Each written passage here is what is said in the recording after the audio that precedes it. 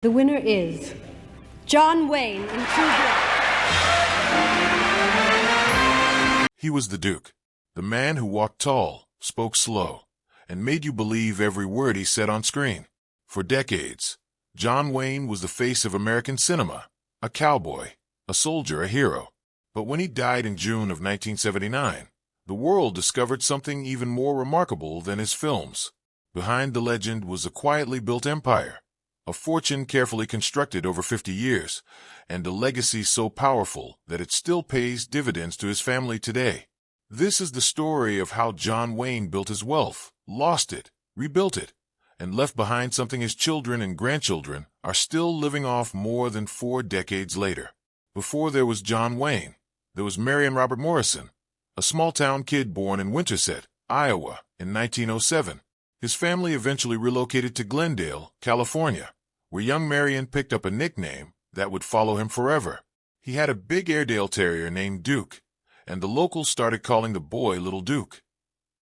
The name stuck in ways no one could have predicted. Marion was athletic, competitive, and full of ambition. He played football well enough to earn a scholarship to the University of Southern California, and for a while, he dreamed of becoming a professional athlete. Then an injury during a game tore that dream away. His football career was over before it truly began. Rather than fall apart, Marion looked around for a new direction. A former coach connected him with a job at Fox Film Corporation in 1926. The work was humble, moving props, running errands, doing whatever needed doing on set, but it placed him inside the film industry at precisely the right moment. On that lot, he met a director named John Ford, a gruff and gifted filmmaker who saw something in the young prop boy that others had missed. That friendship would change both their lives. In 1930, director Raoul Walsh gave Marion Morrison a new name, John Wayne, and cast him in a film called The Big Trail. The studio hoped it would launch a star. Instead, it flopped. Technical limitations in theaters meant the ambitious widescreen format couldn't be shown properly in most venues. John Wayne's first leading role was also his first major setback. What followed was nearly a decade of grinding through low-budget westerns, small productions with thin stories and even thinner pay. He wasn't famous. He wasn't rich. He was learning. Film after film, he refined the walk, the voice, the stillness that would one day make him iconic. He watched directors work. He studied the business side of the industry with a quiet intensity that would prove useful later in ways he couldn't yet imagine. Then, in 1939, everything changed. John Ford cast him in Stagecoach, and audiences fell in love. The film earned 7 Academy Award nominations and turned John Wayne into a genuine movie star overnight. A decade of patience had finally paid off. The years that followed were extraordinary. Through the 1940s and 1950s, John Wayne became one of the biggest box office draws in Hollywood history. Films like She Wore a Yellow Ribbon, Sands of Iwo Jima, and The Searcher cemented him as more than an actor. He was a cultural institution. In 1969, he won the Academy Award for Best Actor for his role in True Grit, playing the rough and weathered Rooster Cogburn. It was a role that proved he had far more range than his tough guy image suggested. But alongside the fame came financial catastrophe, twice. The first blow came in the 1950s, when Wayne trusted a business manager named Bo Roos to handle his finances. Roos steered him into a disastrous investment in Panama that wiped out $700,000. Further connected deals cost him another $1 million. For a man at the height of his fame, John Wayne was nearly broke. The second blow came from closer to home. His oldest daughter's husband, Donald LaCava, took over financial management and made equally poor decisions. Bills piled up. The breaking point came when Wayne received an unpaid notice from Saks Fifth Avenue, $3,500, for one of the world's most recognizable stars. It was a humiliating moment. He fired everyone involved. He took back control of his money, read every contract himself, asked hard questions, and stopped chasing risky ventures. Slowly, deliberately, he rebuilt his fortune from the ground up, and this time he built it to last. While John Wayne was rebuilding his financial life, his body was fighting a war he kept largely private. In 1956, he filmed The Conqueror near St. George, Utah, land downwind from U.S. government nuclear testing sites. The radioactive dust that settled over the cast and crew during filming is widely believed to have contributed to the staggering rate of cancer diagnoses that followed among those 200-plus workers. More than 90 of them eventually developed cancer. 46 died from it. Wayne was among those affected. In 1964, doctors told him he had lung cancer. They removed one lung and several ribs in a massive surgery that most people believed he would not survive. He did. He came back to work and kept making films. Years later, stomach cancer came for him as well. Even then, he used his own illness to speak publicly about early detection and the importance of medical care, turning personal suffering into a message of hope for others. His final film, The Shootist, released in 1976, featured him playing a gunfighter dying of cancer. He was living that story in real life.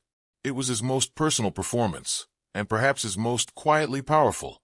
He died on June 11, 1979. He was 72 years old. When John Wayne's estate was settled after his death, Hollywood and the wider public got a look at what he had built.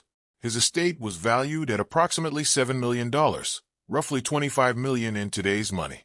He owned homes and land in Arizona and Washington state.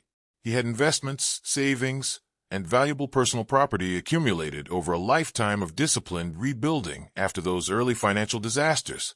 His will was a document that told a story as clear and deliberate as any of his films. All 7 of his children, from his first and second marriages, received portions of the estate. His first wife, Josephine, received regular payments from a trust fund, even though they had long been divorced. 2 of his longtime secretaries, women who had worked loyally by his side for decades, received gifts worth tens of thousands of dollars. His third wife, Pilar Pallit, was excluded entirely, but not as punishment. A prior legal settlement had already addressed their financial arrangement, and she had no claim to the estate under the terms they had agreed upon. And then there was Donald LaCava, the same son-in-law whose financial mismanagement had nearly destroyed him years earlier. Wayne's will included an explicit provision. LaCava could never touch his oldest daughter's share of the inheritance. Not then, not if she died. The money would pass to her children or to someone she chose. It was a final act of protection, written with the precision of a man who had learned exactly what it cost to trust the wrong people with money. John Wayne's 7 children each carved out a path shaped by their father's legacy. His oldest son, Michael Wayne, became a respected film producer who worked to protect the family name in Hollywood for years. Patrick Wayne pursued acting and built a respectable career in his own right. Isa Wayne, Ethan Wayne, and others contributed to the family's collective efforts to keep their father's memory alive and commercially viable. But the most significant inheritance wasn't just money or property. It was the John Wayne brand, and the family knew exactly what that was worth. What the Wayne family built after John's death is genuinely remarkable. John Wayne Enterprises became the vehicle through which they managed, protected, and monetized his image and legacy. The philosophy was careful. Only align the Wayne name with products that reflect the values he stood for: quality, durability, honesty, and an unapologetically American spirit. Wayne family estates brought the Duke's name into the wine industry, producing wines that became one of the company's most popular commercial lines. A partnership with Fire and Flavor extended the brand into outdoor grilling, a natural fit for the cowboy image that millions of fans still associate with John Wayne. Books, hats, clothing, posters, collectibles, and memorabilia continue to sell steadily to fans old and new across the world. His classic films, True Grit, The Searchers, Stagecoach, are still watched, still licensed, still streamed on platforms around the world. Every view, every purchase, every licensing deal generates revenue for his estate. International markets have proven especially valuable, as fans in countries far outside the United States have discovered and embraced his filmography. Real estate and investment portfolios round out the picture. The family has managed these assets with the same care that John himself eventually learned to apply: diversified, patient, and focused on long-term stability. Perhaps the most meaningful part of what John Wayne left behind has nothing to do with dollars. The John Wayne Cancer Foundation, established after his death in his honor, has spent decades raising money for cancer research and patient support. The foundation runs events, funds programs, and teaches people about the importance of early detection, carrying forward the very message Wayne himself tried to spread during his own battle with the disease. The centennial celebration of his birth in 2007 drew fans from across the country who gathered for chuck wagon dinners, outdoor concerts, film screenings, and auctions of rare memorabilia. It was proof that John Wayne isn't just a memory. He is a living presence in American culture, a name that still means something to millions of people who never saw his films in a theater. John Wayne's story is not just a Hollywood success story. It is a story about what happens when a man loses everything, learns from a loss, and rebuilds with intelligence instead of luck. He made his fortune twice, the second time far more deliberately than the first. He wrote a will that protected the people who mattered to him and excluded the ones who had cost him. He built a brand that his children turned into a diversified business empire. And he left a foundation that fights one of the diseases that took his life. The Duke may be gone, but the empire he built quietly, stubbornly, and wisely is very much alive, and his family has never stopped collecting on it.